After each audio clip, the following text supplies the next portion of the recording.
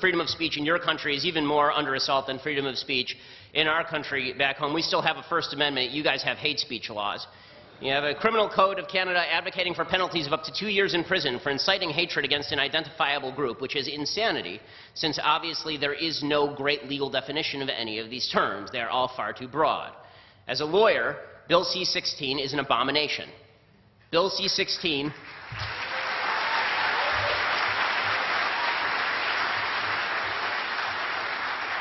which the sponsors of the bill themselves, some of them have said, that it really shouldn't be a problem because, after all, if you make a mistake and mislabel a transgender person, that's okay. But if you do it intentionally, then you can be prosecuted under Bill C-16. I mean, this is a violation of basic free speech principles. It's also a basic violation of science. And we have now come to the point, for the left, where science itself is an obstacle to their agenda. And that's why you see on campus Professor Peterson being ripped up and down by University of Toronto for failing to properly abide by the idiotic strictures of an anti-scientific program that denies biology in favor of subjective self-measurement. Okay, you see Professor Peterson receiving a letter from the Dean of the Faculty of Arts and Science and the Vice Provost for Faculty and Academic Life stating that his refusal to call men women is, quote, contrary to the rights of those persons to equal treatment without discrimination based on their gender identity and gender expression, and they called Professor Peterson's decision to abide by biology unacceptable, emotionally disturbing, and painful for some students, and they threatened him with violating the Ontario Human Rights Code. Now, it is worthwhile mentioning that when it comes to the sort of speech codes that are used up here and are used on your campuses, they only seem to apply to certain groups in the hierarchy of victimhood. So Jews seem to be left out of this particular situation. Over at York, anti-Semitic propaganda has become all the rage, with boycott, divestment, and sanctions endorsed by multiple professors. BDS is, of course, a pure form of anti-Semitism, unwatered down and undiluted, despite all attempts to mask it.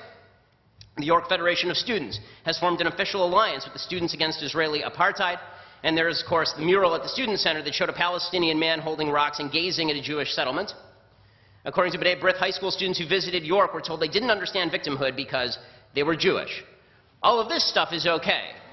But if you say that a man is a man and a woman is a woman, and you can't magically change from one to the other, you can't just pop a man into the woman machine and they come out like a star-bellied Sneetch from Dr. Seuss.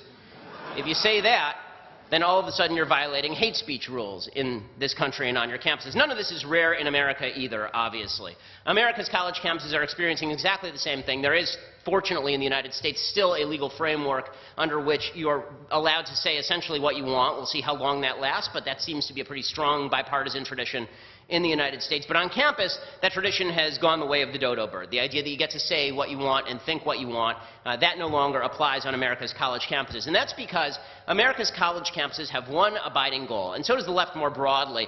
The college campuses are sort of just the tip of the spear. That abiding goal is equality of outcome, not equality of rights, not equal access to opportunity, equality of outcome. That's all that matters. All that matters is that we all end up in the same place. If somebody on the left sees somebody with $5 and sees somebody with $1 in the same room, they immediately assume the person with $5 had best give a couple of bucks to the guy with $1 because he clearly somehow stole from him. Right? Equality of outcome is all that matters. Now, America's founding fathers believed in equality of rights. They believed that we are all born equal in our rights, that God has provided us with certain inalienable rights that we can't give away, and that no one else has a right to impede upon. But that's not how the left thinks. The left thinks in terms of this equality of outcome. And the problem is the real world doesn't provide equality of outcome because, number one, we all start with different capacities. Right? Some of us are smart, some of us are stupid, some of us are tall, some of us are short, some of us have logic, some of us are protesters at college campuses.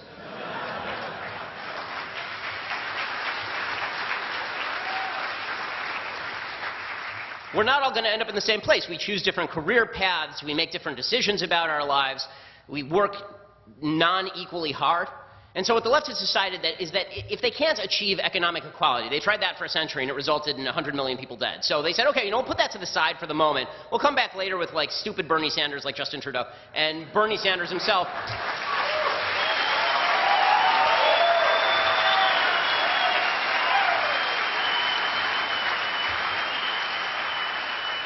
and we'll talk income inequality, and then we'll talk about social democracy, and then eventually we'll sort of start inching our way back toward the confiscation of wealth at point of gun. But while we do that, in the short term, at least we should have equality of feelings, and that we can do immediately.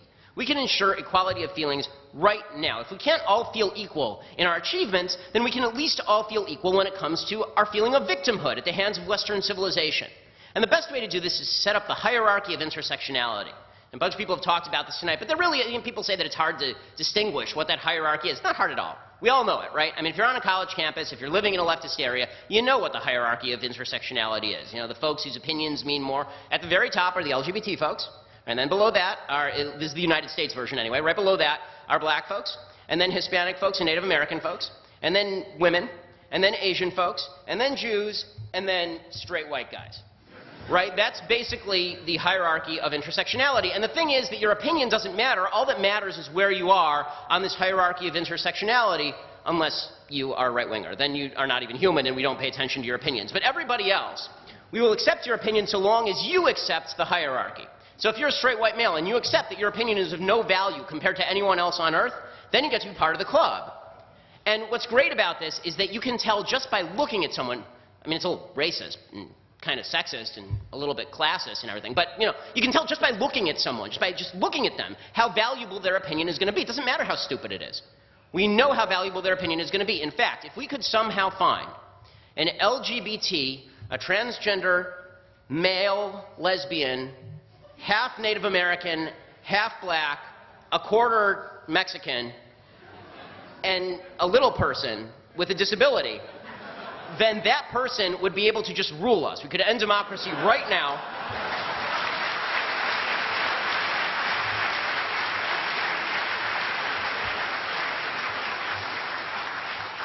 This person would immediately become king or queen. I don't want to be gender specific, and this would be the final. No more voting, no more debate. This person has the ultimate opinion because this is the ultimate victim of this evil Western civilization that must be torn down piece by piece. And the bargain for people is pretty simple. You get to feel good about yourself even if you haven't done anything in your life. You get to feel that all of your failures are the result of a society that's seeking to victimize you. Grab a chisel and hammer away. You're part of the coalition that's going to tear down this evil civilization that has victimized you. Now, never mind that all of this is sheer bullshit. Right? Never mind that none of this makes any sense. Never mind that when people talk about white privilege, in the United States it doesn't make sense for a variety of reasons, including the fact that the majority of people on welfare in the United States are white, including the fact that the people with the highest average household income in the United States are Asian, which is weird. I mean, like, Koreans didn't write the Constitution. Right? So is it Korean privilege that's causing all of this in the United States, or is it just possible that we have a free system and people who work really hard do really well in the United States under a free system? None of it makes any sense, but it makes everybody feel really good. And that feeling of victimhood is empowering to people. It's not empowering them to do anything useful. It doesn't empower them to work harder because, in fact, if they work hard and they succeed, they've actually undermined their entire argument. If they work hard and they succeed under this cruel, oppressive system that was supposed to keep them down, then how do they make the argument it's a cruel, oppressive system that was supposed to keep them down? It makes it kind of difficult. But it does give them a feeling of achievement just for being there. And the way that they protect this is by preventing anyone else from thinking or speaking. And so they use language like white privilege, and then they use the microaggression culture. Now, the microaggression culture is specifically designed to make people into mewling babies. That's what microaggression culture is designed to do. So microaggressions, as you all know, because most of you are college students, microaggressions are this idiotic notion that if someone says something to you that you find insulting, mind you, it doesn't have to actually be insulting, but you find it insulting, subjectively. Right? If you find it insulting, then you have been microaggressed. Something deeply evil has been done to you, and you have every right to be upset and angry and blame the system and cry about it. Right? That's what and we have to ban them. We have to do everything we can to wipe that out of people. We have to have diversity training so that people must never speak. We become like a monastery from the 14th century. You just sit around and you stare at each other. But it's all pretty because it's ethnically diverse, but it's really quiet. That's what microaggression culture is designed to do. These small actions or word choices, as Jonathan Haidt over at The Atlantic says, that seem on their face to have no malicious intent, but that are thought of as a kind of violence nonetheless. Now, what's dangerous about this is not just the attempt to silence, it's the language itself. So microaggression is not just something insulting. When I was growing up, we didn't have this stupidity. I'm not that much older than you guys, but we didn't have this stupidity even 10 years before you were born. We just used to call it an insult. And then we were told to grow up because people insult each other. But the microaggression language is different, because microaggression language suggests that there is an actual aggression taking place. Something aggressive has been done to you. Never mind that it wasn't purposeful. Never mind it wasn't even accident. Never mind maybe never even happened. The bottom line is something aggressive has been done to you. And you know what aggression calls for? It calls for an aggressive response. It calls for you to shut down debate. It calls for you to storm stages. It calls for you to get violent with people. And so things that are completely and utterly anodyne, right? If you say something like, I'm colorblind to somebody, this is a microaggression, because how could you not acknowledge your own white privilege? I'm colorblind actually means you're racist, right? If you use he and she, right, this is offensive to transgender people because you're not using made-up words like ji and gjubi, right? These are microaggressions, because even if you legitimately didn't know the sex of the person you're talking to, or you did know the sex but you didn't know what, like you're meeting the person for the first time, you have no idea what in their own mind they are. If you do that, then it's a microaggression on a cosmic scale, and this calls for aggression. Now, and this has actually resulted in violence, not just in attempts to shut down speeches, you know, by somebody who I really dislike but has every right to speak, Milo Yiannopoulos at Berkeley, or attempts to shut me down at DePaul University or at University of Wisconsin or at Cal State LA. It's getting to the point where it's bleeding up from the university level higher up into sort of the leftist groupthink. Freedom of speech in your country is even more under assault than freedom of speech in our country back home. We still have a First Amendment. You guys have hate speech laws. You have a criminal code of Canada advocating for penalties of up to 2 years in prison for inciting hatred against an identifiable group, which is insanity, since obviously there is no great legal definition of any of these terms. They are all far too broad. As a lawyer, Bill C-16 is an abomination. Bill C-16...